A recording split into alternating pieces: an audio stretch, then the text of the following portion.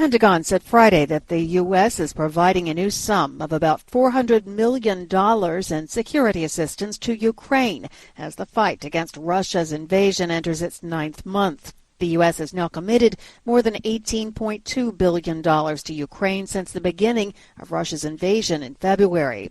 Meanwhile, Ukraine's president is accusing Russia of what he calls energy terrorism. AP correspondent Charles de Ledesma has the story. Volodymyr Zelensky's accusation comes after Russian strikes on Ukraine's energy network left millions of residents without power. He adds the very fact that Russia is resorting to energy terrorism shows the weakness of our enemy. They cannot beat Ukraine on the battlefield, so they try to break our people this way. In his nightly address on Thursday, Zelensky said about 4.5 million people are without electricity across the country, while Kyiv Mayor Vitaly Klitschko says 450,000 apartments in the capital alone don't have electricity. I'm Charles de Ledesma.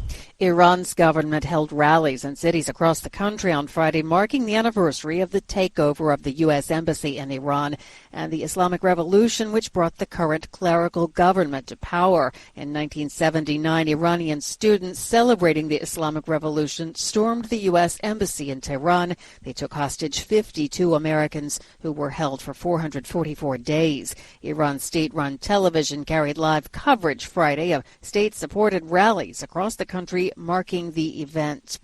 In the U.S., there are just days to go before the 2022 midterm elections. Control of both houses of Congress and many important state-level offices are on the line. Momentum appears to be swinging in favor of the Republican Party. The Somali National Army and local clan militias say they've killed at least 100 militants as retribution for the Saturday terrorist bombings that killed more than 100 people in Mogadishu. VOA and other local news organizations have not been able to independently verify the government claims and the exact number of militants killed. The U.S. Africa Command conducts such airstrikes against Somali militants at the request of the federal government of Somalia on a regular basis. Two Haitian politicians are facing U.S. sanctions over allegations they abused their positions to traffic drugs in collaboration with gang networks and directed others to engage in violence. Speaking to reporters, National Security Council spokesman John Kirby says the United States is sanctioning Haiti's Senate President Joseph Lambert and former Senator Yuri Latortue. He called the men bad actors who are making the situation in Haiti worse. These actions collectively will make clear that the United States is committed to imposing consequences and accountability measures for those that are instigating violence and unrest in the country and otherwise supporting those on the ground who are fomenting instability and violence inside the country. The two men are accused of using their official roles to engage in the drug trade for decades. Lambert was also designated by the State Department for diplomatic sanctions and visa restrictions. A week after Elon Musk took over as owner of Twitter, there are widespread layoffs underway. AP correspondent Norman Hall has more. The speed and size of the job cuts have opened owner Elon Musk and Twitter to lawsuits. At least one suit alleges the company violated federal law by not providing the required notice. The company had told employees by email that they would find out by 9 a.m. Pacific Daylight Time if they had been laid off. The email did not say how many of the roughly 7,500 employees would lose their jobs.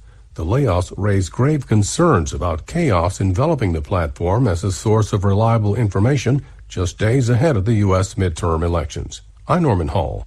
Tanzania's prime minister told lawmakers Friday that fires burning on Mount Kilimanjaro the past 2 weeks have been largely contained after more than 800 military personnel were deployed this week to fight the blazes.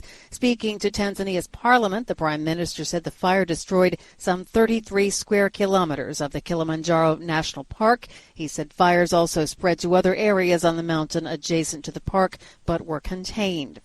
Human Rights Watch says Australian and New South Wales officials failed to take effective steps to help its most at-risk population during a flood in February in the New South Wales town of Lismore. 4 Lismore residents drowned in the flooding. More than 2,000 houses became uninhabitable.